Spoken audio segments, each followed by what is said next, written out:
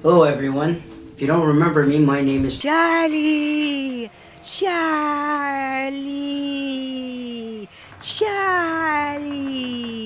and today we're going to be talking to you about incubators. I have with me here a Reptibator, the one and only Reptibator. If you want to know how to have great incubation, be amazing at incubator, if you want to be amazing at incubating, stick along, because we have an episode for you. Hi! Hi! Hi! Hi! Welcome to our channel.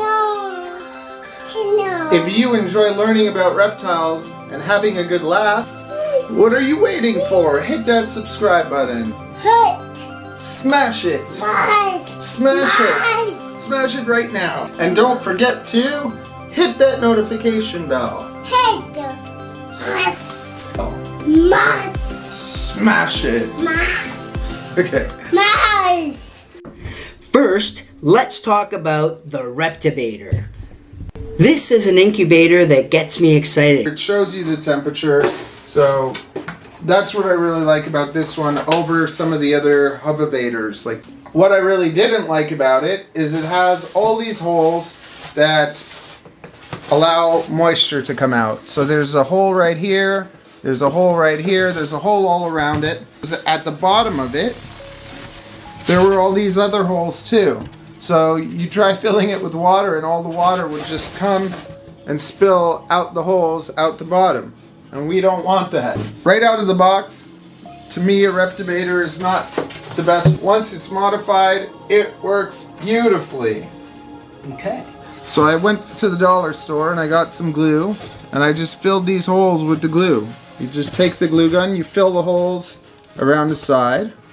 And I left one hole here, and I'll show you why in a bit. And then same thing, I just took glue and I glued up all the holes from the inside and the outside so no water gets out of it. So I can actually take water, pour it in here a little bit past the ridges, and then put the sponge down, and it works perfectly. I usually like to have 2 incubators. Why? Why would you have 2? Well, it's funny that you asked, Charlie. I like to use this incubator as my starter incubator for leopard geckos. Leopard geckos' sex are determined by the temperature that they are incubated at. So I keep this incubator running at about 82 degrees Fahrenheit, and I leave the leopard gecko eggs in there for 22 days. At 22 days, the sex is determined, and then I can move them into my next incubator. Okay. But this has been a great, wonderful incubator to have the leopard gecko eggs, and also to have the option of incubating a clutch of eggs at 2 different temperatures to see what happens. So pretty soon we're going to have some Superdwarf Retic eggs coming, and I'm going to be incubating about half of them at around 82, 83 degrees. The other half in my other incubator that's usually around 88 to 90 degrees. To see if we get different results with sizes of the babies, with colors of the babies. So far, as long as an egg has not been infertile, we've had pretty perfect success. So as I showed you earlier, I left this one hole without glue in it. Let's say this is full of leopard gecko eggs. I have a thermometer inside it, and then I'll run the cord through that little hole. Then I'll put the lid on the incubator, because you never know with these things with the temperature, you can never be too safe. So I'll adjust the temperature on this Reptibator to make sure that the temperature is right on the thermometer. So if I see that this temperature is off from this one, this tells me what the temperature is inside with the eggs, which is where it matters the most. So always have 2 thermometers just to make sure everything is perfect. Have you had anything ever go wrong with incubating? Yes, it's a really sad story. The first clutch of eggs that I ever got didn't do well because my incubation was off. I wasn't controlling the temperatures properly. I tried to make a little incubator water heater inside a cooler. I didn't have great results. I lost my first clutch of eggs. So that's why I'm sharing with you what has worked for me. So this is a great starter option, especially after you've done the modifications. You shouldn't have any problems and it should work perfectly for you. Now we're going to talk about more of a homemade incubator in a fridge that works wonderfully. That was wonderful. So now let's move on to the next incubator.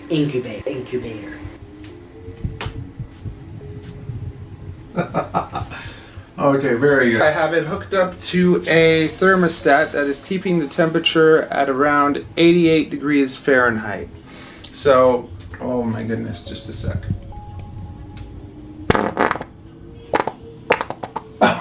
That was a wet one. That was not wet. It was me. Okay. Anyways. So, with this incubator, it's a lot bigger, there's a lot more space. It's wonderful. You just put stuff in it, the temperature seems to stay right on, and everything's great. Say hi to Calypso, everyone. So, right above Calypso, I have my Reptibator.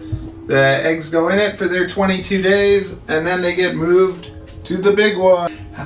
Whoever thought incubating could be so exciting? Don't you think it's exciting, Calypso? Not even Calypso doesn't care. Just give me some food. Okay. Let's take a look inside. What are all those water bottles doing in there? You don't drink water warm like that. That's right, Charlie. I wondered that myself when I first got into incubationing. When I first got into incubationing. What is really interesting about these incubators is they don't have water at the bottom like these incubators. So Charlie, imagine that there's eggs in there and they're all at a beautiful temperature. Then I open up this door. What happens? You let out all the air. Yes, you let out all the air. Wonderful. So, can you take a guess why having a whole pile of water bottles with water in them could be useful? What does that do? Keeps the moisture in. It does add, I guess, some moisture. I don't know. Okay. So, what do you think the answer is? Why don't you pause the video right now and take a guess? Put it in the comments below. You know we love your comments. And don't forget to subscribe while you're at it.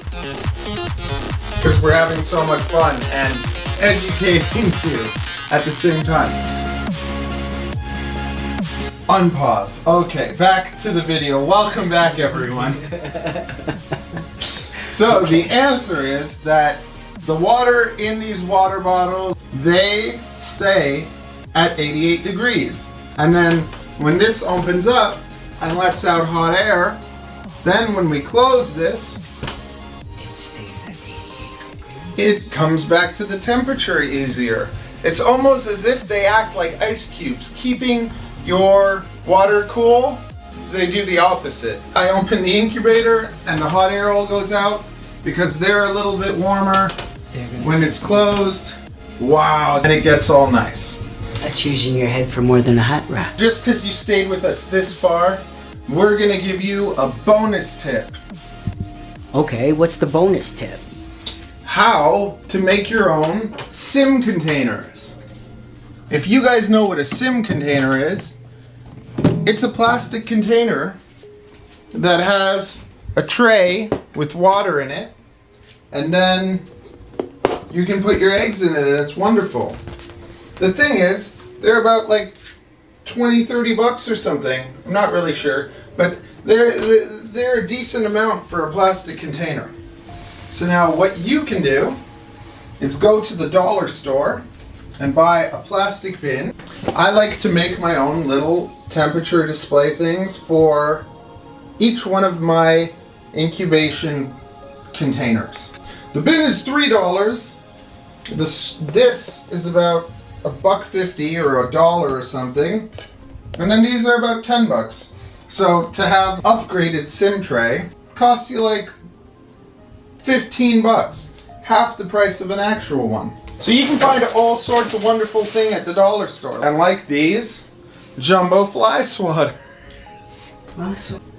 So I saved these especially for you, just to show you how you could do it yourself. So now not only is this an incubator video, but it's also a video about making your own incubation trays. So, dollar store, here we go. $3, get this bin. You close it, it's not airtight, you don't even have to really put holes in it. You fill it with vermiculite, and then you can wet the vermiculite at like a 1-to-1 ratio, or you just play with it until you squeeze it and a ton of water doesn't come pouring out of it. Get it? Like, if you want to weigh it, you could weigh the vermiculite and put the same amount of weight in water or a bit more, mix it all up. Then what you can do is you take this jumbo fly swatter that is only $1.25, a pair of scissors, and you just cut it. I was saving this just for you. Okay.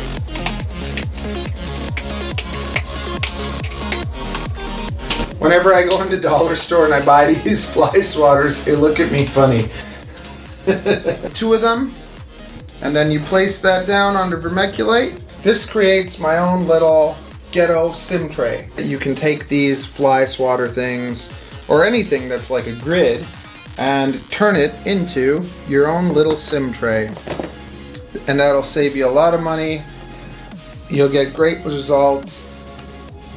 I don't bury my eggs in vermiculite anymore.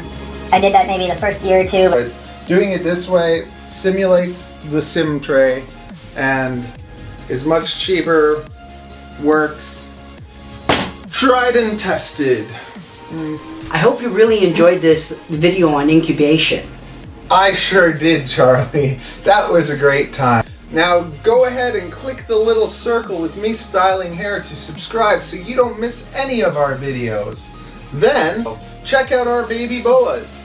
They're cute and there's more coming.